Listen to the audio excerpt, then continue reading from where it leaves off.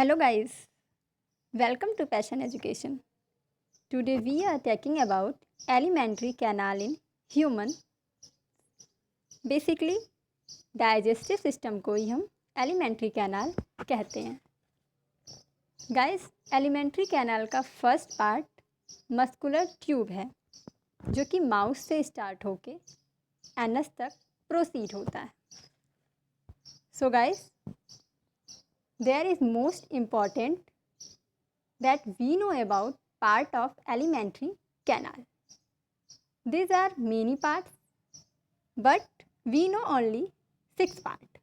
Okay? Then first is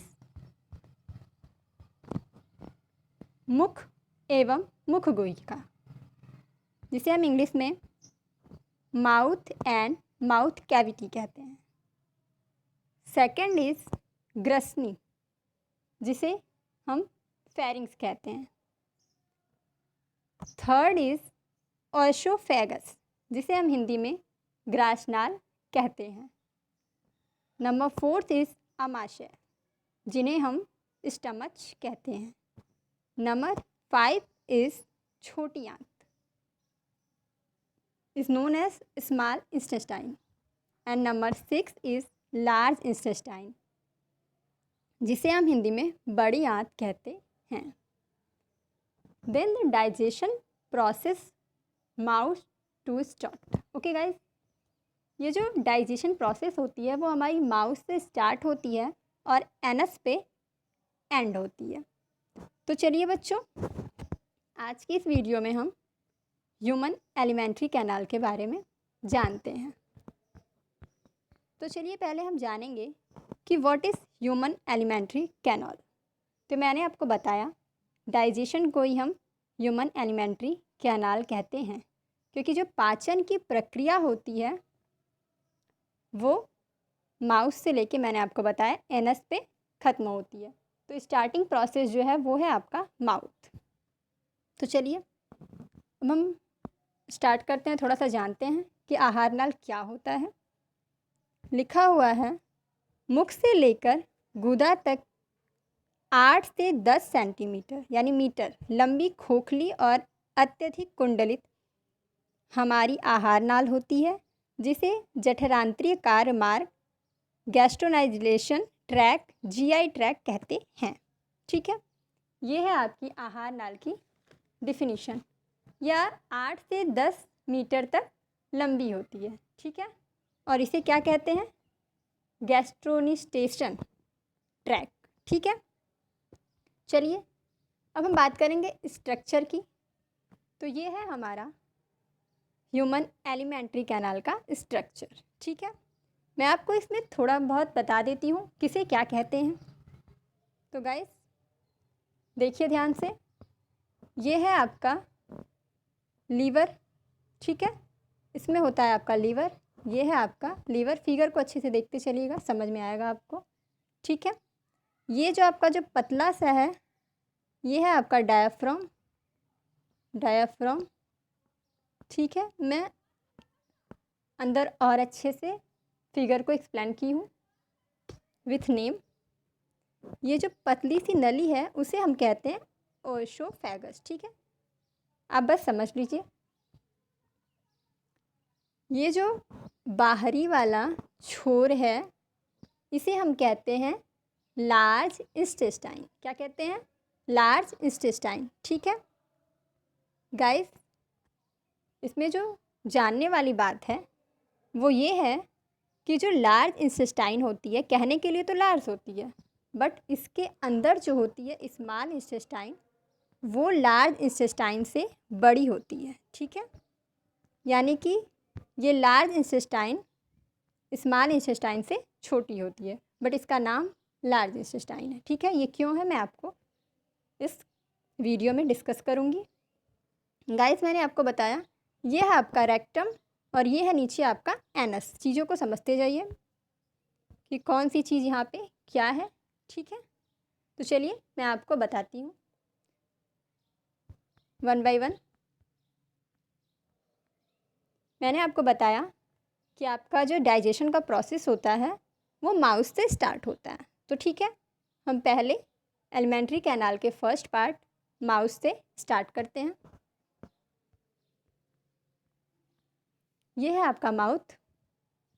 ये structure आपका open mouth का है, ठीक है, इस चीज़ को ध्यान से देखिएगा। ये ओपन माउथ का स्ट्रक्चर है। मुख गुहा में पाचन, इसे हम मुख गुहा भी कहते हैं, मैंने आपको बताया। Is known as buccal cavity, ठीक है। तो लिखा हुआ है भोजन ग्रहण करते समय मनुष्य भोजन को चबाते हैं, इसे भोजन का भौतिक पाचन कहते हैं। भोजन में लार को हम कहते हैं सलाइवा, मिल जाती है। लार के कारण जंतु भोजन को सुगमता से निगल लेता है, ठीक है। ये बात हो गई। लार के कारण ही क्या होता है, हम भोजन को अच्छे से निगल लेते हैं। और देखिए मुख गुहा में पाचन, ये सेकंड टॉपिक है उसी का। टाइलिन भोजन की स्टार्च को माल्टोज में बदल देता है तथा लाइसोजाइम जीवाणु आदि सूक्ष्म जीवों को नष्ट करता है। लार सलाइवा हल्की अम्लीय होती है। जो आपकी लार होती है वो क्या होती है, हल्की अम्लीय होती है गाइस, ठीक है। और क्या है,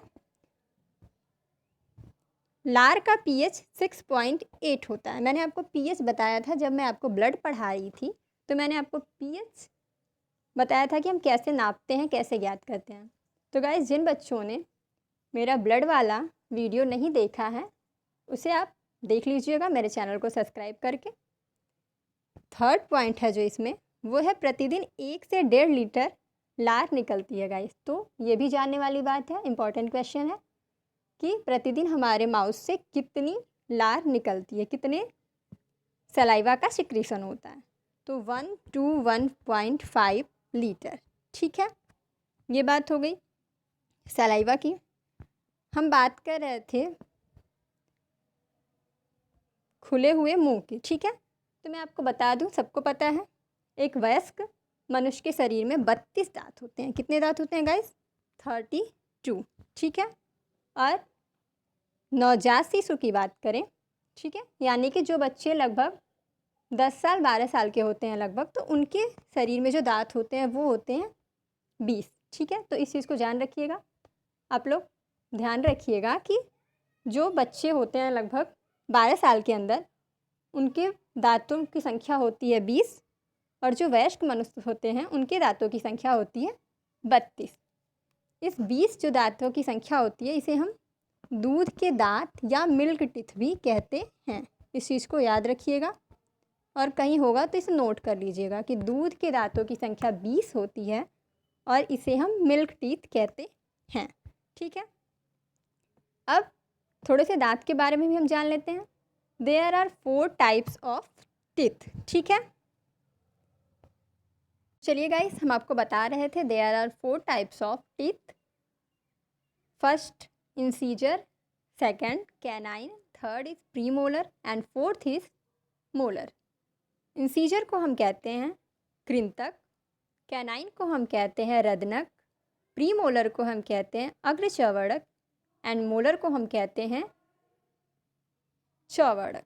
तो गाइस हम जो दांतों की संख्या होती है कृंतक की, पहले हम कृंतक के बारे में बता दें। ये संख्या में 8 होते हैं। कितने होते हैं, 8 जान लीजिएगा, जिसे हम इंग्लिश में कहते हैं इंसीजर, ठीक है। इनका जो काम होता है मैं आपको इस फिगर में बता देती हूँ कि कैनाइन क्या होते हैं, कौन से दांत इसमें कैनाइन हैं। इनका जो मुख्य कार्य है वो भोजन को काटना या कुतरना होता है, ठीक है। तो ये जो आगे के 4 चौड़े चौड़े दांत होते हैं ऊपर और नीचे, यही होते हैं आपके कैनाइन, ठीक है। ये भोजन को क्या करते हैं, काटते हैं या कुतरते हैं। सेकंड मैंने आपको बताया रदनक, जिसे हम कहते हैं कैनाइन, ठीक है। ये संख्या में होते हैं 4 मतलब 2 ऊपर और 2 नीचे। इनका मुख्य कार्य होता है भोजन को चीरना या फाड़ना। यानी ये जो 4 दांत देख रहे हैं आप, इसके अगल बगल में एक इस साइड में और एक लेफ़्ट साइड और एक राइट साइड में 2 दांत लगे होते हैं, ठीक है। सेम यही प्रोसेस नीचे भी होता है। 4 दांतों के अगल बगल जो दांत होते हैं उसे हम कहते हैं रदनक, ठीक है, जिसे हम इंग्लिश में कहते हैं कैनाइन। तो 2 ऊपर और 2 नीचे, तो इस तरह से ये भी 4 हो गए आपके। और मैंने आपको बताया कि इनका काम क्या है, भोजन को चीरना या फिर फाड़ना, ठीक है। थर्ड नंबर हम बात कर रहे थे अग्रचर्वणक की। जिसे हम इंग्लिश में प्री मोलर कहते हैं। तो गाइस इनकी जो नंबर्स है वो भी मैं आपको बता दूं। देयर आर 8 इन ह्यूमंस, ठीक है। कितने होते हैं? 8 होते हैं। और इनका मुख्य काम जो है वो भोजन को चबाना होता है। तो गाइस मैंने पहले आपको बता दिया था कैनाइन इंसीजर, उसके बाद कैनाइन, और कैनाइन से लगे हुए ही दो दो दांत होते हैं, दो ऊपर दाएं दो ऊपर बाएं, ठीक है। वही प्रोसेस सेम नीचे भी होती है, दो दाएं और दो बाएं, इस तरह से 4 ऊपर 4 नीचे, तो आपके 8 दांत हो गए। यानी कि ये जो प्रीमोलर होते हैं ये कितने होते हैं? 8 होते हैं। और इनका काम होता है भोजन को चबाना, ठीक है। और लास्ट बचे हमारे मोलर, ठीक है। मोलर जो होता है छोटे बच्चों में ये मोलर दांत नहीं होते, और जब मोलर टूट जाते हैं एक बार तो दोबारा नहीं आते। इस चीज़ को आप लोग समझ लीजिएगा। मोलर जिसको हम चौवड़क कहते हैं, ठीक है। तो लास्ट में बचे आपके, ये देखिए 4 स्टार्टिंग में बात की थी हमने, 1 4 1 1 2 4 2 6, फिर हमने 2 2 बात की थी इधर इधर, तो 4 2 6 और 6 2 8 2 10, ठीक है। 10 की बात हो गई हमारी। और अब हमारे दांत बचे हुए चौवड़क, यानी कि 6 हमें चाहिए। तो 10 यानी कि 3 इधर, 10 3 13 और 3 इधर, 3 16, तो यानी 16 दांत ऊपर होंगे और 16 दांत नीचे होंगे। तो 10 दांतों का कैलकुलेशन हमने कर लिया, बचे हमारे ऊपर 6 दांत। तो 3 राइट साइड में और 3 लेफ्ट साइड में जो दांत बचे हैं उन्हें ही हम कहते हैं चौवड़क, यानी कि मोलर, ठीक है। वही प्रोसेस नीचे भी होगी, नीचे भी हमारे 6 दांत बचे हुए थे। तो यानी जो कोने से लास्ट में 3 दांत होते हैं वही हमारे दोनों साइड के 3 दांत नीचे और दोनों साइड के 3 दांत ऊपर, यानी 6 6 12, ठीक है। और ये होते हैं मोलर। इनका मेन काम है, जो मेन वर्क वो है आपका भोजन को पीसना। तो इस तरह से हमने आपको बताया। ये नंबर्स में होते हैं 8 4 8 12, ठीक है। सॉरी गाइस, एक बार फिर से बता देती हूँ, 8 4 8 12, और यही प्रोसेस नीचे भी होती है, 8 4 8 12, ठीक है। तो कितने हो गए आपके? दोनों को ऐड कर दीजिए, तो आपके हो जाएंगे कितने? ये सारे दांत आपके हो गए 32 दांत हो जाएंगे, सबको जोड़ेंगे आप तो, ठीक है। 1 मिनट, ये सिर्फ एक ही बार जोड़ेंगे हम, क्योंकि मैंने दोनों का लेके जोड़ा था। तो 8 ऊपर नीचे 8 आपके इंसीजर हो गए, ऊपर नीचे 4 आपके ये कानाइन हो गए, और 8 आपके प्री मोलर हो गए, और 12 आपके मोलर हो गए। तो सारे जब ऐड करेंगे तो आपके 32 टीथ हो जाएंगे, ठीक है। तो चलिए अब हम आगे बात करेंगे। नेक्स्ट है आपका ग्रास नली। हाँ, तो इस तरह से हमने आपको बता दिया दांतों के बारे में अच्छे से। तो इस चैप्टर में आपने दांत के बारे में भी अच्छे से समझ लिया। जब मुख की बात आई तो दांत की बात भी आनी चाहिए, तो इसलिए मैंने आपको दांत भी अच्छे से एक्सप्लेन कर दिया गाइस। अब सेकंड आपका है ग्रसनी, ठीक है, जिसे हम फेरिंग्स कहते हैं। क्या कहते हैं? फेरिंग्स। तो हम फेरिंग्स को समझेंगे। ये फेरिंग्स क्या होती है? मुख की गुहा के पीछे, मुख गुहा के पीछे की ओर एक कीपाकार गुहा में खुलती है, जिसे ग्रसनी कहते हैं। क्या कहते हैं? जिसे फेरिंग्स या ग्रसनी कहते हैं, ठीक है। इसके पास श्वास नली का छिद्र घाटी द्वार या ग्लाटिस होता है। ग्रसनी भोजन एवं वायु के लिए सहमार्ग का काम करता है, ठीक है। क्या काम करता है? ग्रसनी भोजन और वायु लेने के लिए सहमार्ग का काम करता है, अर्थात भोजन तथा वायु क्रमशः ग्रसनी से होकर भोजन नली और श्वास नली में पहुँचते हैं। श्वास लेते समय घाटी ढक्कन खुल जाता है, परंतु भोजन निगलते समय घाटी ढक्कन बंद हो जाता है, जिससे भोजन श्वास नली में नहीं जा पाता। गाइस ये जानने वाली चीज़ है।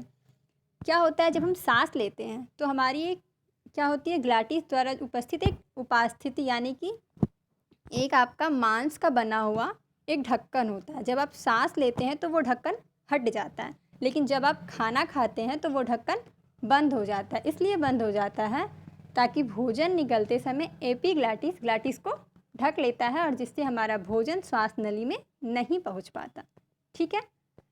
और अगर वो क्या होगा, एपिग्लैटिस ढकेगा नहीं तो भोजन हमारे श्वास नली में चला जाएगा। इसीलिए भोजन निगलते समय एपिग्लैटिस हम उसको बोलते हैं। एपिग्लैटिस हमारे ग्लैटिस को ढक लेता है, यानी हमारे श्वास नली को ढक लेता है और हमारा भोजन सीधे कहाँ चला जाता है, अमाशय में चला जाता है गाइस। ठीक है, तो ये हुई आपकी फेरिंग्स यानी ग्रसनी की बात। मुख्य ग्रसनी गुलेट द्वारा ग्रास नाल में खुलती है। एक गुलेट होता है जिसके द्वारा क्या होती है, आपकी जो मुख्य ग्रसनी होती है वो ग्रास नाल में खुलती है। अब हम बात कर रहे थे, थर्ड है आपका ग्रास नाल यानी ग्रास नली या ग्रास नाल, इसको दोनों बोलते हैं। ऑयसोफेगस यहाँ पे फिगर में दिया हुआ है, ये है आपका ऑयसोफेगस। जो पतली सी नली है उसे ही हम कहते हैं ऑयसोफेगस।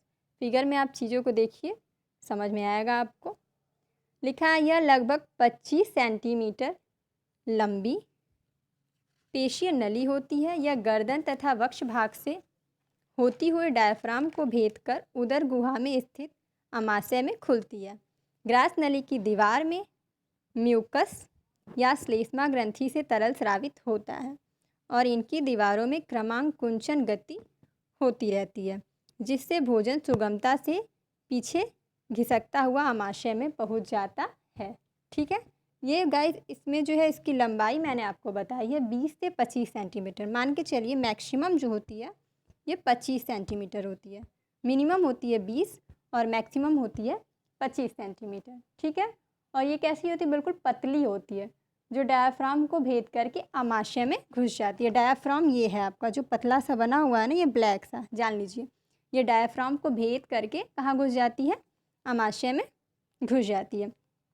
क्रमांकुंचन मतलब होता है पिसना। ठीक है, यानी कि भोजन क्या हो जाता है, बिल्कुल लुगदी बन जाता है। तो लुगदी बनते बनते बनते बनते आपका भोजन अमाशय में चला जाता है। तो किसके थ्रू, स्टार्टिंग प्रोसेस इसकी कहाँ से होती है, ग्रास नाल से, जिसे हम ग्रास नली कहते हैं, ऑयसोफेगस। चलिए फोर्थ पार्ट के बारे में हम पढ़ेंगे इसके, अमाशय, स्टमच, जिसको हम क्या बोलते हैं, स्टमच। अमाशय की लंबाई 25 सेंटीमीटर से 30 सेंटीमीटर और चौड़ाई 7 से 10 सेंटीमीटर तक होती है। यह डायाफ्राम के नीचे और उदर गुहा में बाईं ओर स्थित होता है। ठीक है, डायाफ्राम मैंने आपको बताया ये है और डायाफ्राम के बाईं ओर स्थित होगा। ठीक है, यानी ये किधर होगा, इधर होगा। यही होता है आपका अमाशय। फिगर में दिया हुआ है, ये जो ऐसे पतली सी लाइन खींच के लिखा हुआ है वहाँ पे अमाशय। ठीक है, तो मैंने आपको बताया कि उदर गुहा में ये जो है आपका डायाफ्राम के जस्ट नीचे होता है और किस साइड होता है, बाईं साइड होता है। ठीक है, तो ये बात हुई आपके डायाफ्राम की, सॉरी स्टमच की। अब हम इसके आगे का पॉइंट समझेंगे। इसकी दीवारें मोटी और पेशीय तथा वलित होती हैं। अमाशय की दीवार की क्रमांकुंचन गति द्वारा अमाशय में भोजन पिसकर ले या लुगदी जैसा हो जाता। अमाशय को 3 भागों में बांटा गया है। ठीक है, there are 4 types of stomach. These are cardiac भाग, पाइलोरिक भाग एंड थर्ड इज फंडिक भाग। ठीक है, तो ये जो स्टमच है वो आपका 3 पार्ट में बांटा गया है। मैंने आपको बताया ना कि जो आपका भोजन है, जो आपका फूड है, स्टमच में आते आते क्या हो जाता है, बिल्कुल लुगदी बन जाता है। ठीक है, उसके कई सारे एंजाइम क्या हो जाते हैं, बॉडी के अदर पार्ट में चले जाते हैं। वो भोजन भोजन नहीं रह जाता है, वो भोजन क्या हो जाता है, बिल्कुल एकदम सॉफ्ट हो जाता है हमारे कहाँ, स्टमच तक पहुँचते पहुँचते। ठीक है, क्योंकि वो कई भागों में टूट जाता है और टूटने के बाद हमारे स्टमच में वो आता है। तो गाइस इसके बाद क्या होता है, मैंने आपको बताया there are 3 types of stomach, cardiac, pyloric and fundic. तो अब हम इन तीनों के बारे में भी थोड़ा सा जानेंगे। ठीक है, प्रथम भाग को कार्डियक, द्वितीय भाग को फंडिक तथा अमाशय के अंतिम भाग को क्या कहते हैं, पाइलोरिक कहते हैं। ठीक है, इस चीज़ को जानिएगा। यहाँ पे है आपका जो मैंने राउंड करके फिगर दिया हुआ है, मैंने यहाँ पे उसका नेमिंग की हुई है। ये है आपका फर्स्ट, सेकंड, थर्ड। फर्स्ट है आपका कार्डियक, सेकंड है आपका फंडिक एंड थर्ड है आपका अमाशय। ठीक है, अमाशय तथा कार्डियक ग्रासनाल के बीच एक कार्डियक अवरोधनी लगी होती है। दोनों के बीच क्या लगा होता है, एक रुकावट होती है जिसे हम कहते हैं कार्डियक अवरोधनी। अब हम बात करेंगे छोटी आंत की। 5th पार्ट था आपका, ठीक है। ये डाइजेशन प्रोसेस में मैंने आपको 5th पार्ट लिखवाया था, जिसे हम कहते हैं स्मॉल इंटेस्टाइन, ठीक है। तो चलिए इसके बारे में देखते हैं। छोटी आंत लगभग 7 मीटर लंबी और लगभग 2.5 सेंटीमीटर चौड़ी होती है। यानी कि इसकी लंबाई कितनी होती है? 7 मीटर लंबी और 2.5 सेंटीमीटर चौड़ी होती है। यह अत्यधिक कुंडलित नलिकाकार रचना होती है। इसके 3 भाग होते हैं, डिवोडिनम, जेजुनम, इलियम, जिसको हम कहते हैं ग्रहणी, मध्यांत्र या जेजुनम, ठीक है। तो मैंने आपको बताया कि इसकी जो लंबाई होती है वो लगभग 7 मीटर, ठीक है, लंबी होती है। तो इस चीज़ को ध्यान रखिएगा, ये बहुत ज़्यादा लंबी होती है एक मनुष्य के शरीर में। तो और थोड़ा सा छोटी आंत के बारे में जानेंगे। ग्रहणी या डियोडिनम छोटी आंत का अगला चौड़ा भाग है। इसमें पित्तरस आता है। इस फिगर में मैंने आपको बता देना है कि छोटी आंत कहाँ पे है। गाइस मैंने आपको बताया था ये जो ऊपरी पार्ट होता है, ऊपरी हिस्सा, ये होता है आपका बड़ी आंत का, और इसके अंदर जो छोटा छोटा इस तरह से है, ये सारा एक ही भाग है, ठीक है। ये एक दूसरे में आपस में लिपटा हुआ है, और यही है आपका छोटी आंत, जिसे हम कहते हैं स्मॉल इंटेस्टाइन। ये काफ़ी बड़ी होती है, ये आपकी बड़ी आंत से भी बड़ी होती है, बट आपस में लिपटी होती है इतनी ज़्यादा कि हमें समझ में नहीं आ रही कि इसकी लंबाई कितनी है। मैंने इसकी चौड़ाई आपको बता दी गाइस। तो इसमें लिखा हुआ कि इसमें पित्तरस आता रहता है। मध्य आंत जेजुनम अत्यधिक कुंडलित होता है। जिसका जो बीच वाला भाग जेजुनम होता है वो सबसे ज़्यादा क्या होता है? आपस में लिपटा होता है। तथा शेषांग या इलियम छोटी आंत का पिछला भाग होता है।